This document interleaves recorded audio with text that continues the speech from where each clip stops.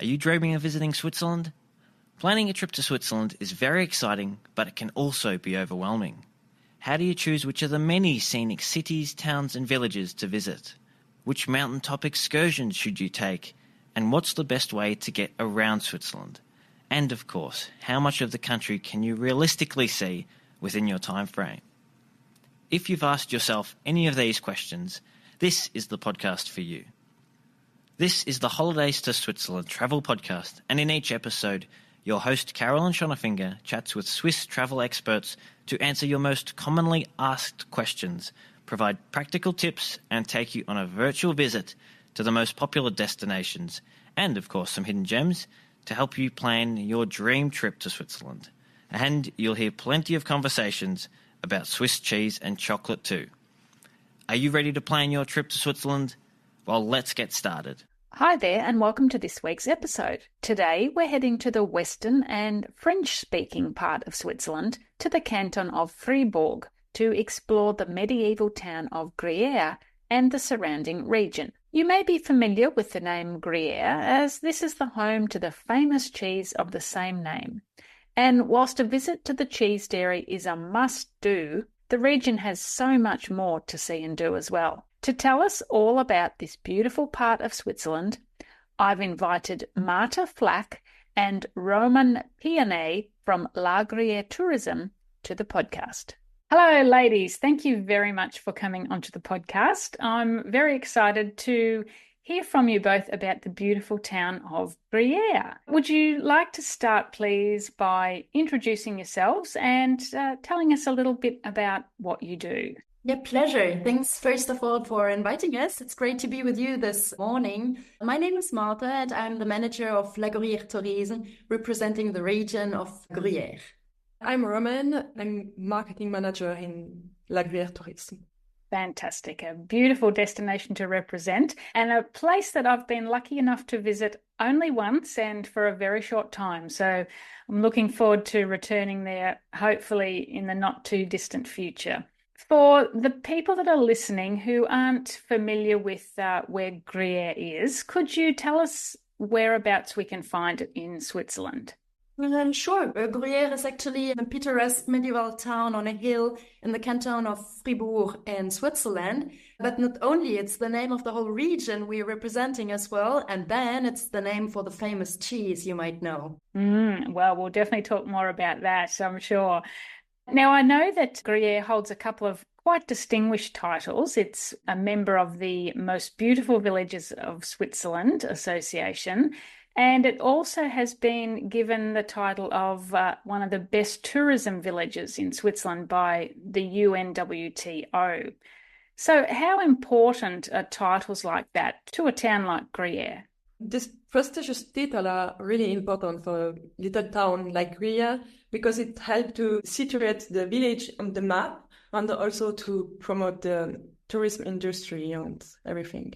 And I guess it's confirmation that it is really a beautiful village. It's not only the locals that think that, it's other people as well that say, yeah, this village is really worth celebrating. It's just only us that we find it's beautiful. It's also the organization, so it's good. And I think then it's like a recognition for all the work which is done, helping to get the traditions alive, and then that it's really worth coming over, and all the efforts which are done by the community, local people, and then the region, like all the work we do for the tourism industry. It's like a part of saying you're on the right way, go on, and then it helps communicating about the beautiful place we have and attracting more visitors. What do you think are the reasons that make Gruyère a must-visit destination for anyone who's coming to Switzerland? Well, I think the region of Gruyère is a beautiful mix of a diversity which makes it always worth coming over. I mean, all the part about history, there's so much to learn about the history and the traditions we live here in Gruyère. But then there's all the museums, there's stunning views, the landscape, the proximity to nature, and all these different things you can hear, just enjoy time outside, go and learn more, have the arty part, the good gastronomy. You can have really good restaurants, come to restaurants and enjoy good food. And this mixture makes it worth coming over. Yeah, there's certainly plenty on offer there, isn't there? And I guess most international visitors, I'm assuming, probably only visit for one day. So what are some of the things that you would say that they must do in that one day when they're visiting the region? So they must really go to the city of Gruye because it's really the emblematic village, town of the region. But they also should go to La Maison Cailler, which is the fabric for the chocolates, and go to the La Maison du Gruyère, which is the factory of the cheese, and also going to the Château de Gruyères. And we have a pass for these three museums, which is the day pass, and it includes public transport also. And yeah, it's a really good way to visit all these three things. Yeah, great. So we've got chocolate, we've got cheese, we've got a castle. What more could you want? The perfect day out. And whereabouts can people get that pass that you mentioned? Is that available from the tourist office when they arrive, or can they buy that in advance? You can buy it in advance by our website. Okay. Oh, that's good. It's a day pass, and you can just book it online. All right. And so can you tell us a bit more about some of those places, perhaps, because I'm sure people are interested in learning more about what they can see and what they can take part in workshops and so forth at the cheese and the chocolate factories? So in the chocolate factories, yes, they make some workshop. You have the calendar on their website, and you can book for the sun to just learn how to make something with the chocolate. And in the Château de Gruyère, there is a lot of exhibition, so it's quite good also. But in the factory cheese, there is just a visit, I think. But if you go in the morning, you can really see how they make cheese and, yeah, the local production. Okay, all right. And what about when people who are interested in visiting the chateau, the castle, are there guided tours or self-guided tours that they can do through the castle to learn more about the history? We actually always recommend to do a guided tour because it's so much more information you will get, and it's the, part of the legends they might tell you, or there's a guided tour with historical music. Like they bring the instruments and sing typical songs for the different rooms in the castle, which is just amazing. You can do it on your own because since this year they have a nice application where you have augmented reality to actually see other parts of the castle you would not be able to see without the app, which makes it possible to go on your own and to just discover things you would not see without using it. But then if you want to dive a bit deeper in all what the castle offers, not just about the history, but also about the link to modern art, like contemporary exhibitions they always organize, it's worth getting a guide to get more information. So for anyone who's interested in visiting those three places, the castle and the chocolate factory and the cheese factory, how long would you recommend, or how much time would you recommend that they allow to do those three visits? Actually, it would take a whole day to see the three. Like what we did with the day pass La Gruyère, what we created, the tourist offer, makes it like logical to have a whole day in the region and to discover a bit the highlights. You would need the whole day to actually get from one place and to spend enough time on the different sides. You would have time to have lunch and to go a bit shopping for some cheese or chocolate. But actually, when we kind of put this offer for a guest, we always recommend to this would be one day, but there's actually so much more to see. So it's even better stay longer because otherwise you can see the three things in one day, but you can see so much more if you spend more time in the region. Okay, so can you tell us about some of those other things that people can see when they're staying longer? We will for sure recommend the scenic view on going to Monaison or something like that, which is really near to Gruyère. And also to go maybe to Charmed, we have the thermal baths, and just enjoying the other place with the mountain and maybe going hiking or something like that. Perhaps just people loving the nature, that would be just perfect, and going to the mountains using cable cars. But if you're interested in like more the arty or culture part, there's a lot of different museums we have in the region. So it might be even worth going one day in nature and then on another day discovering one of the museums we have. Okay, so there's a couple of quite different museums, aren't there? I think there's one that you probably wouldn't expect in a little mountain village in Switzerland. Exactly. We have the H.R. Giger Museum from the film Alien, which is really worth. And then a couple of steps further up the hill, there's a Tibet Museum, which you would probably not expect in Gruyère town either. And then we have a really good museum in Bulle, which is the Music Gruyère, yeah. And like about all the history and the traditions, you can actually understand where it comes from. All these cheese making, which the history actually explains about how important the milk production was, and then how all the cows came here, which like now is really typical. I mean, we love to say that Gruyère is some mini Switzerland, because you have all the different aspects which you might associate to Switzerland, which are here in the region. And the museum really puts efforts to explain the links between how it came that we now have this diversity and the traditions which are still lived today. Okay, so yeah, that sounds really fascinating, because obviously, as you say, we now come to expect cows in Switzerland, but obviously there's a long tradition there with the cheese making and getting the milk for the chocolate production. What other local specialties are there in the region? Because I'm sure there's more than just chocolate and cheese. For sure. Yeah. If you come, you really don't have to miss the meringue with the double cream from Gruyère, which is a sweet thing. And also have the bénichon, which is a traditional party in the autumn. And we have really the full menu, and which really specialties, with a bread which is made with saffron, and yeah. Okay, so with the bénichon that you mentioned, is that sort of eaten all year round, or is that only really eaten for a special occasion? Yeah, it's just a special occasion. It's at the end of the summer when the farmer just finished to cut everything in the summer, and it's just a party to end this. Okay, yeah, and it's quite a big meal, isn't it? I think it's not just let's sit down and have one course. It's quite big. Yeah, it's really big. What sort of food is served at the time of the bénichon?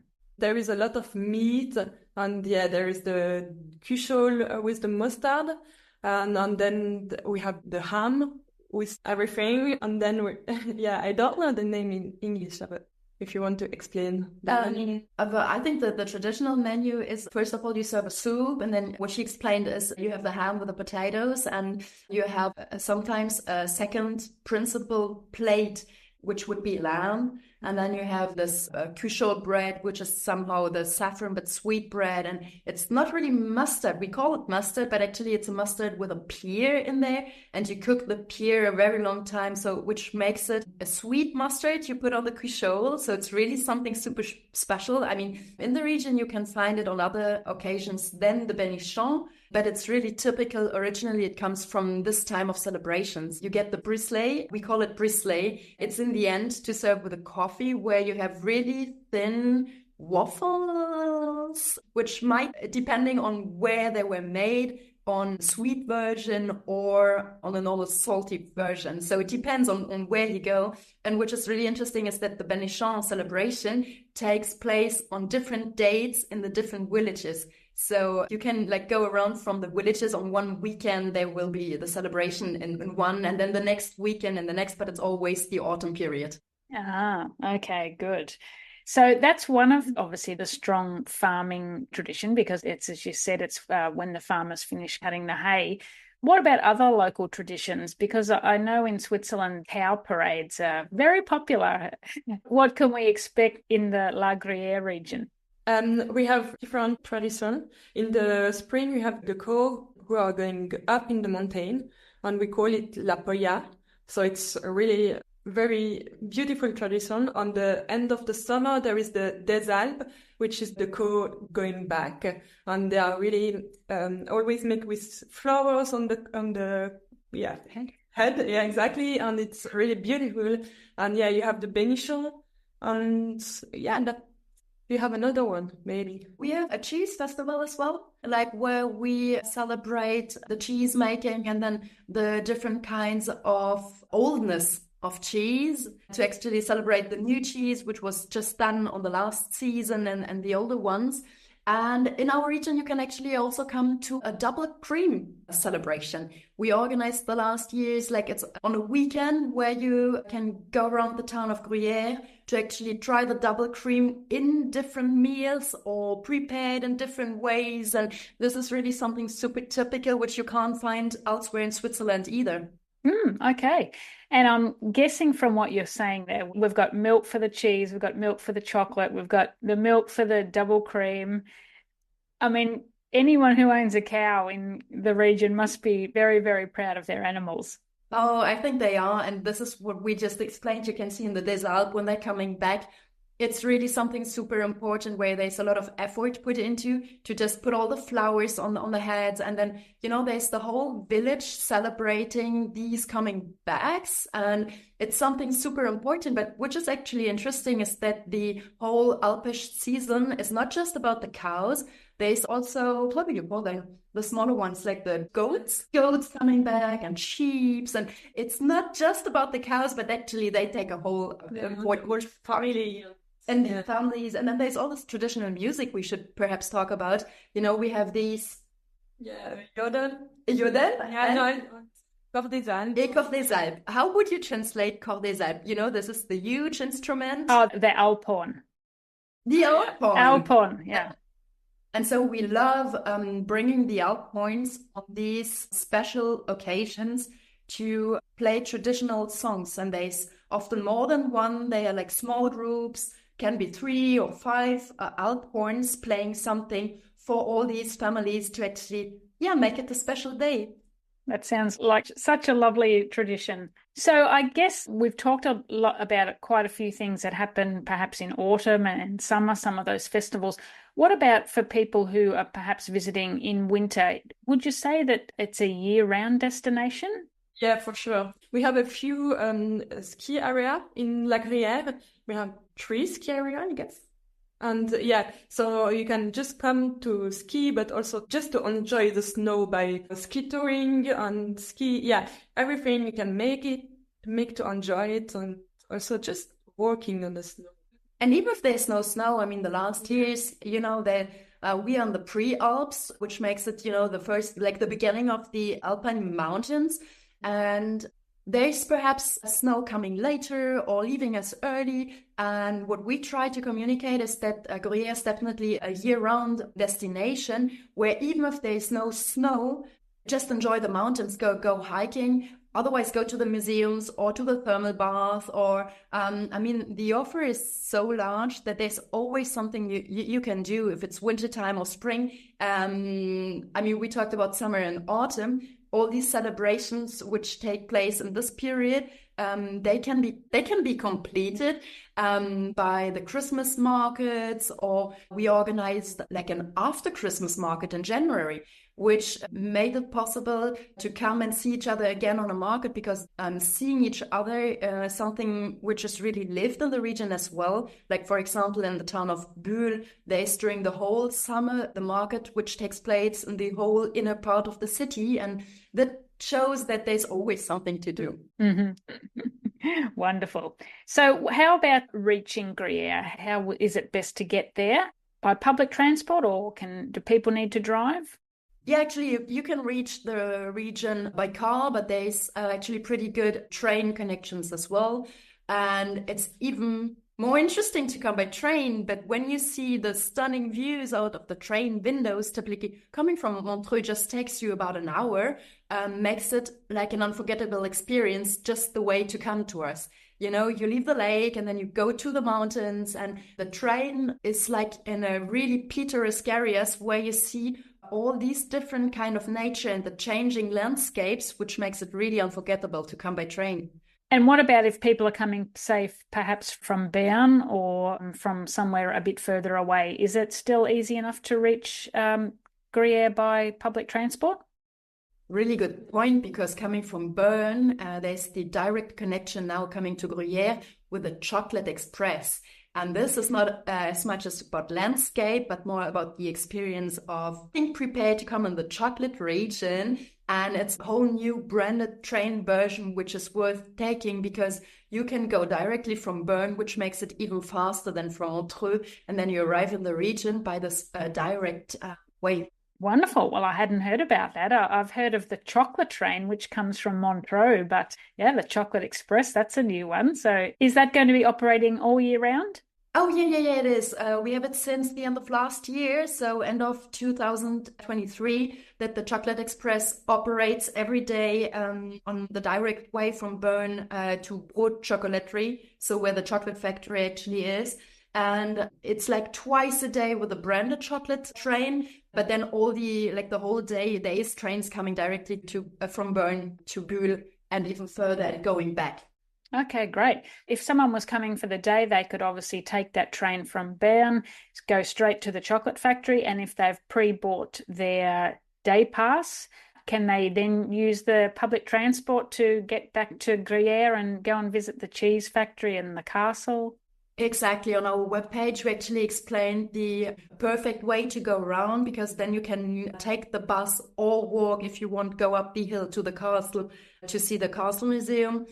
You can take the train between the different stops, which makes it really easy and a nice experience to just leave the car at home and enjoy this public transportation, which are included in the Day Pass La Gruyère. Okay, great. Well, I didn't know about the day pass either, but I did get around between the different places by public transport. And yes, it was very, very easy. So anyone who's listening and thinking, it sounds a bit tricky, well, it's actually not. It's very, very easy. Wow, you've given us plenty of ideas there for what to do when people are visiting La Gruyère and the whole region. Are there any hidden gems you can share with us as well? If I have to recommend one place, I would recommend the Gorge de la Jeune, which is a little walk in Gorge. How do you say Gorge? Yeah, like waterfall and Very small valley. Yeah, small valley. Yeah. But really tiny small valley. Yeah, and it's just a wonderful place, which is very peaceful and just beautiful. And how far is that from Gruyère, the town? Really just near the chocolate factories. It's maybe 10 minutes by car from the chocolate factory, so it's quite easy to go there. And that's La Jeune, is it? La Jeune. Okay, yeah, La exactly. Jeune. Just pay attention that it's not open year-round. It's lovely from spring to autumn. You have all the different colors in autumn, and you have all the blossom in springtime. The whole summer, normally you can go depending on weather condition, but pay attention that like from the early winter coming, they have to close it and they will do reparation. And then for safety reason, it might be closed if you come in winter, but then there's other things to do in wintertime. Yeah. Great. And I guess those dates when it's closed, will that be on your website? Yes, yeah, sure. Okay, good. All the information about day pass, museums, beautiful views, you can find it on the webpage. Great. Well, can you tell us what the web address is? It's la hyphen? Yeah, gruyère.ch. CH. Yeah. It's I know, it's a lovely accent. La with a hyphen, gruyère.ch. Perfect. And do you have social media accounts that people can follow? Yeah, we have Instagram, Facebook, and also LinkedIn, but it's maybe not. Yeah, but Instagram and Facebook, it's La Gruyère. And I think it's really worth coming to join the community on the social media platforms, because like on every Wednesday, we share the best things to do over the weekend. And then there's a lot of inspiration going on, like places you would not probably know about. And then you can see new views or new exhibitions going on. So it's always worth following us to be up to date about what is going on here. Okay, that sounds like a great idea. I'll include the website address and the links to your social media accounts in the show notes for this episode. Lovely, thank you. Is there anything else you want to share with us before we finish up? Like just perhaps a last word about our welcome culture. I think it's really something we are proud of, that it's a pleasure working for people who are interested in coming over and discovering something we all have in our hearts. And then it's about these traditions and about these beautiful places we are really happy to share with people coming over. And it's always a pleasure having someone who is interested in learning more about it. And we are there, and then we have all the connections to the partners to actually get you the information you need. And if you are more, the outdoor sporty type, we would have a good thing for you to do. But if you are more in outdoor culture, it's really the diversity which makes the region a lovely place to visit and to come back again and again. And don't forget the gastronomy, because I'm sure that's what tempts a lot of people. Thank you so much, ladies, for giving us all that information, and I hope we've inspired all our listeners to include Gruyere in their visit to Switzerland. Yeah, thank you for the interview. Was loving spending a bit of time with you, and we hope the information was interesting for you and that you come over to see it in reality. Absolutely. Thanks very much. Thank you. Thank you. If chocolate, cheese, and a 13th century castle weren't enough to convince you to visit La Gruyère, perhaps it's the museums, festivals, the nature, and other culinary treats that have encouraged you to include this picturesque region in your Swiss itinerary. Today, we've just touched on the many reasons to visit La Gruyère, but if you'd like to know more, you can find lots of information and inspiration on the La Gruyère Tourism website and on their social media pages. If you have a particular interest in cheese, make sure you go back and listen to episode 36, where we dive deep into the different varieties of Swiss cheese, including, of course, Gruyère. And you can hear more about the canton of Fribourg in episode 22. The links for those episodes and links to La Gruyère Tourism's website and social media pages can be found in the show notes at holidaystoswitzerland.com/episode 118. You can also get a copy of my free guide, 21 Useful Things to Know Before You Visit Switzerland, from the show notes as well.